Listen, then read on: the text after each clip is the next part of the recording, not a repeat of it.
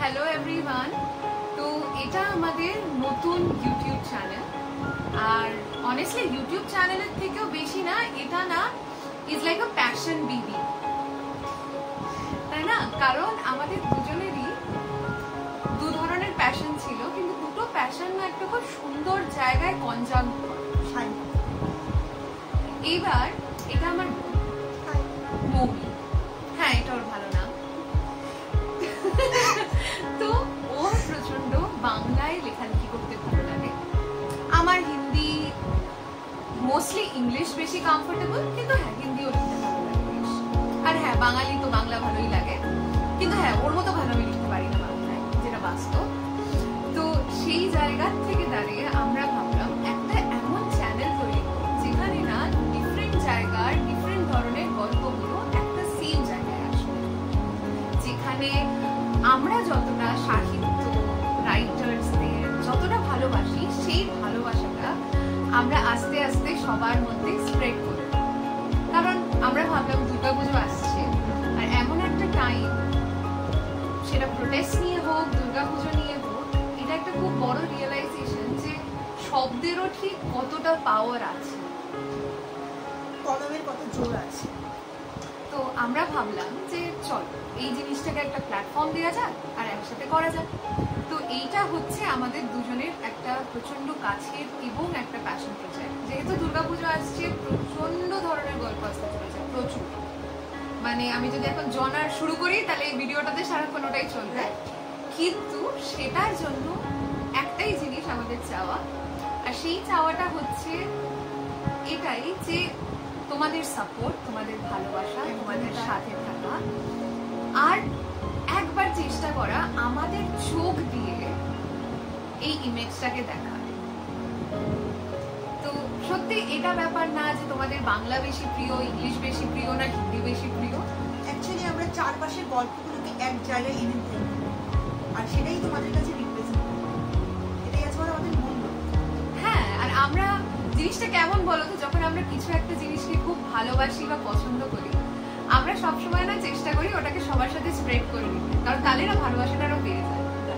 তো তাই জন্য ঠিক তেমন ভাবে আমাদের খুব কাছের একটা জিনিস, লিটারালি আমাদের বেবি, আমরা শেয়ার করছি সবার সাথে, যাতে সবার মধ্যে ওই ভালোবাসাটা আমরা ছড়িয়ে দিতে পারি, এবং এটাও মানুষকে রিয়েলাইজ করাতে পারি যে সব প্রোটেস্ট বা সব কাজ না খুব বড় বড় স্টেপ দিয়ে হয়, মাঝে মাঝে ছোট ছোট স্টেপেরও একটা অনেক বড় বিগার ইম্প্যাক্ট থাকে। যেভাবে কলম হাতিয়ার করে, হ্যাঁ অস্ত্র হয়ে ওঠে কলম।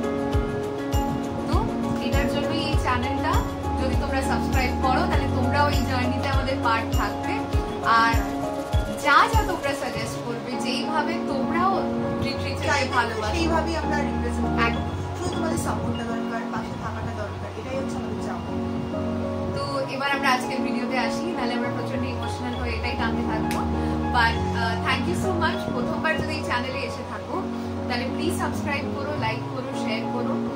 আর যদি এটা কোনো ইংলিশ বা হিন্দি অডিয়েন্স কেউ দেখে থাকে, তো তাদের জন্য আমরা আরেকটা ছোট ট্রেলার হিন্দি আর ইংলিশ মিলিয়েও বানিয়ে চ্যানেলে আপলোডেড রাখবো, যাতে তাদের জন্য এটা সুবিধা হয়। আর সেটা ছাড়া আজকের ভিডিওটা খুব র্যান্ডম গেট প্রচন্ড স্পেশাল। তো আজকের ভিডিওতে আমরা কয়েকটা চিটস বানিয়েছি, আর প্রত্যেকটা চিট কিন্তু সেম কালারের, তো চিটিং এর কোনো চান্স নেই। তো এই চিটগুলোতে কি আছে, এই চিটগুলোতে ডিফারেন্ট টপিক আছে, ঠিক আছে, বাংলা আর ইংলিশ সেম ওয়ার্ডস লেখা। এবার যেই চিটটা আমরা তুলবো, আমরা সঙ্গে সঙ্গে সেটার ওপরে নিজেদের এক্সপ্রেশনস, নিজেদের ইমোশনস দিয়ে কিছু সঙ্গে সঙ্গে নিজেদের মাইন্ডে পেন ডাউন করে বলবো। মানে এটা হচ্ছে কি বলতো, এটা হচ্ছে যে আমাদের ইমোশন গুলো কি সুন্দর না নিজেদেরকে শব্দের ধাঁচে ফেলে দেয়। তো এটাই আমরা ইনস্ট্যান্টেনিয়াসলি সঙ্গে সঙ্গে করব, আর যা চিট উঠবে সেটাতে হবে। হ্যাঁ, চিটে কি আছে সেটা আমরা নিশ্চয়ই জানি, বাট কোন চিটটা উঠবে আমরা সত্যি জানি না। তো প্রথম ভিডিও, তাই জন্য আমরা নিজেদের মতো নিজেরাই তুলে করছি, বাট যত আমাদের সাবস্ক্রাইবার বাড়বে, তোমরা আমাদেরকে যেই টপিকটা দেবে সেটা আমরা ইনস্ট্যান্ট বানিয়ে তোমাদেরকে দেবো। এটা হচ্ছে কাস্টমাইজড রাইটিং শুধুমাত্র তোমাদের জন্য আমাদের তরফ থেকে। আর প্লিজ কমেন্ট করে জানিও কেমন লাগছে। আর চল তুই আগে যাবি? তুমি যাও, বড়রা আগে গেছিস। দেখ বড়দেরও ছোটদের জায়গা করে দিতে হয়, তারপর same okay sportsman spirit I tell you. দেখ আমি শাফেলও করি, প্রথমটা তুলেছি ভাই। হ্যাঁ দেখা যাক। বিরহ সেপারেশন। সি আমি এত হাসছিলাম, আমার কি না হাসা ছিল। ওকে ওকে, তো এবার আমি সঙ্গে সঙ্গে কিছু একটা ইংলিশ আর হিন্দি, প্রথমে ইংলিশ বানাই, then I might think of something in Hindi বানাবো, যেটা এই টপিকটার উপর হবে। লাইক ফার্স্ট থট যেটা এলো, অ্যান্ড সেটা আমার বানানোর পর এই সেম জিনিসটা উপর, ঠিক আছে? বাট ওর বেলায় অন্য চিট উঠবে। তুই স্টার্ট কর। There is a part of heart which really aches when I think of his name. He reminds me of all the butterflies that came in when I met him. But then I realized that those butterflies are not alive in me anymore. They have died long past that time. There is a part of my heart that tells me that there are certain pain that time doesn't heal anymore. The heart still aches the same way even though it has been years. I still feel one thing that makes me feel happy within myself. That is the way he was with me, he can't be with anyone else, because that's a part of him which is with me forever, in the past with me, and it will always be with me as my best 7 seconds of my life till I close my eyes.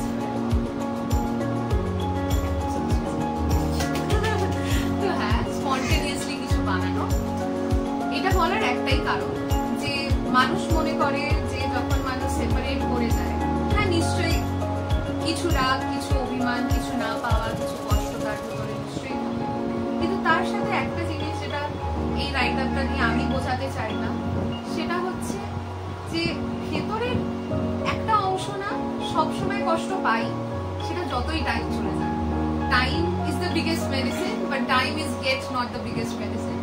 আর তার থেকেও বড় কথা এই জিনিসটা সবসময় মাথায় রাখা যে সেই মানুষটা এতটাই কাছে, এতটাই নিজে, আর সেই মানুষটা যেইভাবে তোমার সাথে ছিল বা তুমি তার সাথে যেইভাবে ছিলে, সেই অংশটা না পাস্টেই চলে যায়। তুমিও সেম মানুষটা থাকো না, সেও সেম মানুষটা থাকে না, তাহলে তো মানুষ পরিবর্তিত হয়। হ্যাঁ, তো তাই জন্য হয়তো ওই সবকিছুর যেমন একটা সিলভার লাইনিং থাকে, তো সেরকম ভাবে ভেবে নেওয়া যে হ্যাঁ হয়তো জিনিস এপিসোডটা শেষ হয়ে গেছে, সে হয়তো তোমার নেক্সট চ্যাপ্টারে আর পার্ট নেই, কিন্তু সেই চ্যাপ্টারটাতে তুমি তার সাথে যেমন ভাবে থেকেছো, ওই মুহূর্তটা কেউ চাইলেও তোমার থেকে নিয়ে নিতে পারে। তো এটা ছিল। এবারে তোরটা এই নেই, চিপটা নেই, চল আমি শাফল করি। চিপটা কোন জায়গায়? কেন এটাও আসতে পারে, কি আছে? দেখ আমি শাফল করেছি, ঠিক আছে? মাই ওয়ের সাথে ও জাস্ট ভাবছি আর কি করে মানে গো ফর ইট। চলো,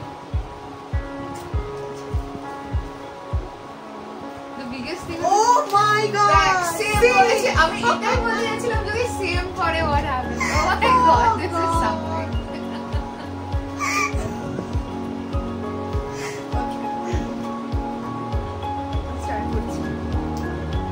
আমরা যখন প্রথম কোনো মানুষ আমাদের জীবনে আসে, তখন আমরা ভাবি সেই মানুষটাকে আঁকড়ে ধরি, সেই মানুষটাকে নিয়ে এগিয়ে চলি জীবনটাকে, আর সেই মানুষটাকে ক্ষুদ্র ক্ষুদ্র ইমোশনস গুলো দিয়ে বা নিজের সমস্ত কিছু নিজের করে ওকে পেতে চাওয়া। কিন্তু কিছু ঘটনা বা কিছু মুহূর্ত বা কিছু সময় আমাদেরকে এমন বা পরিস্থিতি করে তুলে ফেলে যে দুটো মানুষই রং নয়, না আমি ভুল ছিলাম না ও ভুল ছিল। হয়তো পরিস্থিতি আমাদেরকে এরকম বাধ্য করে তোলে যে আমরা দুজনের কাছেই ভুল প্রমাণিত করি, আর তখনই ওই বিরহটা আসে বা বিচ্ছেদ হওয়াটা আসে, যেটা হওয়ার ছিল না। সময়ের সাথে সাথে সেই মানুষগুলো পরিবর্তন হয়, মানুষের চেতনার উদয় হয়, আর সব থেকে বড় কথা হচ্ছে মানুষের বোধ পাল্টায়।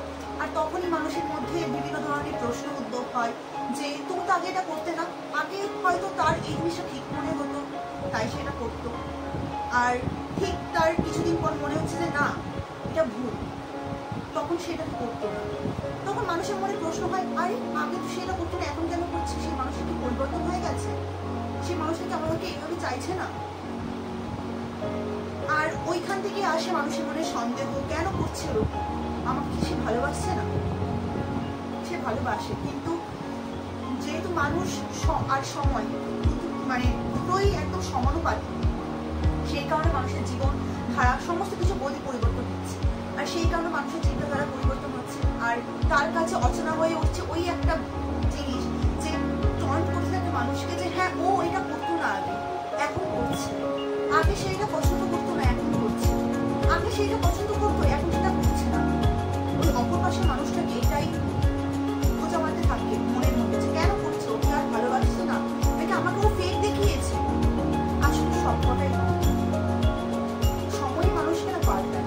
আর যখন এই মানুষগুলো এই জিনিসগুলো বুঝতে পারে, তখন মিসআন্ডারস্ট্যান্ডিং তৈরি হয়, তখন সময়ের উপরই সব কিছু।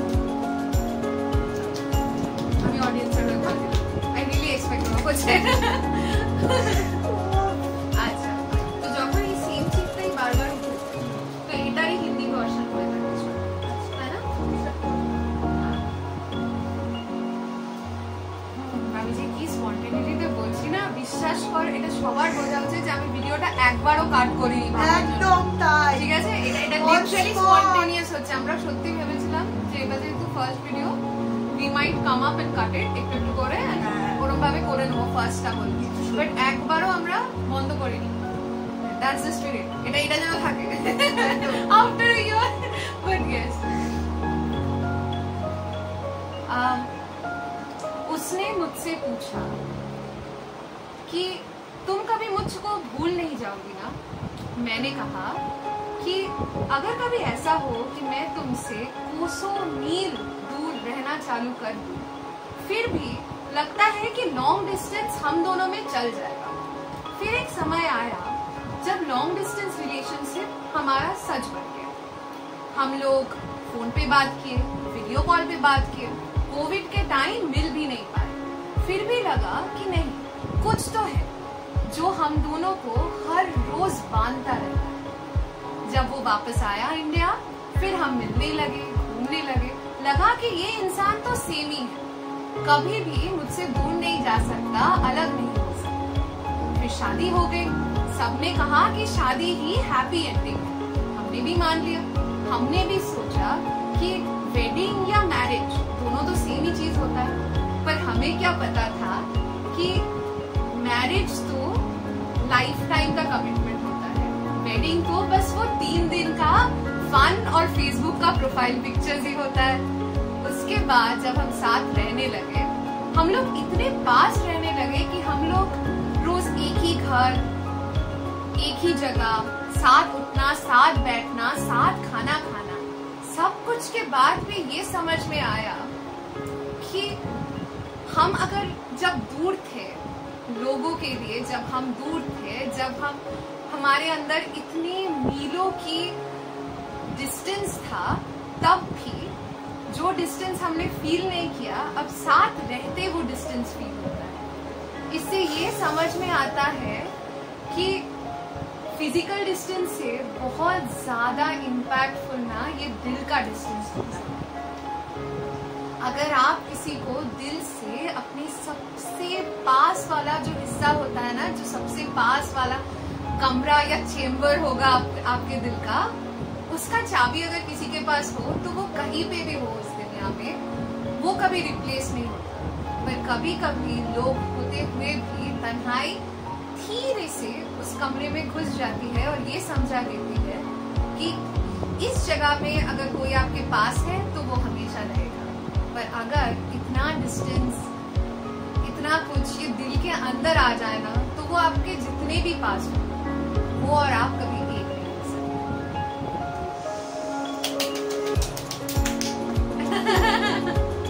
ठीक है, हम लोग ऐसे अपने आप को हाइप करते रहेंगे, दैट्स फाइन। बट क्या ये हमारा फर्स्ट वीडियो था, एंड इसका सबसे बड़ा इंटेंशन यही है कि हम दोनों यही चाहते हैं कि जो भी ये वीडियो देखते हैं, B it an English audience, मतलब जिसे वो पसंद आएगा वो पार्ट ऑफ इट, किसी को अगर हिंदी ज्यादा पसंद आए, কাউ যদি বাংলা বেশি ভালো লাগে, একটাই ইন্টেনশন যে মানুষ না অনেক সময় ভাবে যে আমি লিখতে পারি না, বা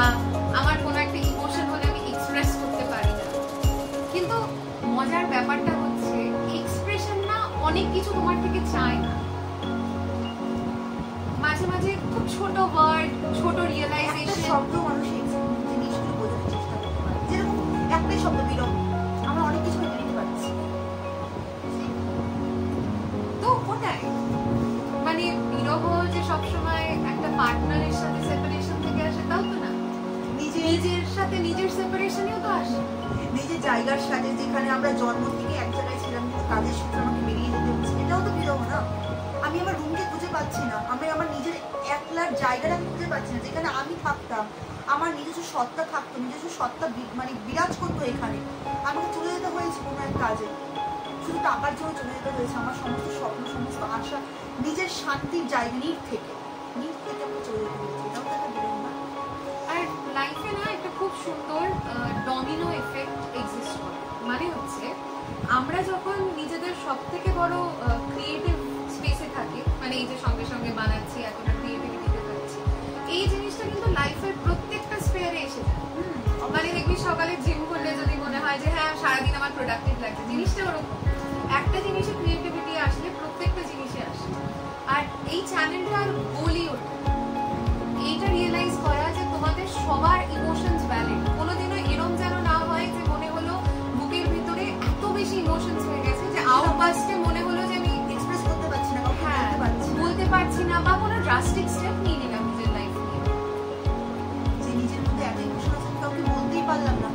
আমার সারা জীবন রিগ্রেটে কেটে গেল যে এটা বলার ছিল বলেই উঠতে পারলাম। সত্যিই তাই, অনেক মানুষ আছে দিদি যারা বলতে পারে না, আমারই কিছু করেছে তো, যারা বলতে পারছে না, চাইছে বলতে। কত মানুষের তো এরকম হয় যে না বলতে পেরে তারা সুইসাইড কমিট করলো বা কিছু করলো, এটা তো হয়।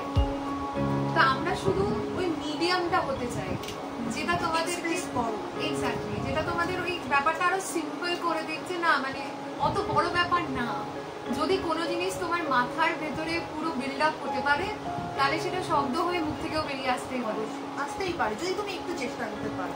হ্যাঁ, আর এই জার্নিটাতে যেমন আমরা তোমাদের সাথে আছি তেমনি ভাবে তোমরা আমাদের সাথে। তো এই হচ্ছে ফার্স্ট ভিডিও।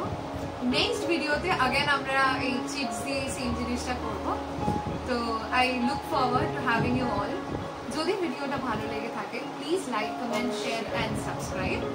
এই ভিডিওটাতে যদিও ইংলিশ, হিন্দি, বাংলা সবটা একসাথে থাকছে, মানে ওটা আমরা সত্যি ভেবেছি ওয়ান স্পট রাইটিং এর ব্যাপারটাতে আমরা একসাথে রাখবো। হ্যাঁ, কিন্তু আমরা যেটা এরপর থেকে যেটা হবে অনেক সময় সেটা হচ্ছে বেঙ্গলি সিরিজের হেড হিসেবে ও থাকবে। তো বেঙ্গলির ভিডিওস যা যা আসবে সেই সবটা ওর এন্ড থেকে যাবে, হিন্দি অ্যান্ড ইংলিশ আমার এন্ড থেকে যাবে, but it will be in the same channel, যাতে যখন যেটা ইচ্ছা সেটা তোমরা শুনতে পারো। কিন্তু হ্যাঁ, এরকম ভিডিওগুলোতে দুজনকে একসাথে দেখতে পাওয়া যাবে, যাতে সবাই এটাও বুঝতে পারে যে হ্যাঁ মানে কারা করছে, কি করছে। তো হ্যাঁ, থ্যাংক ইউ সো মাচ।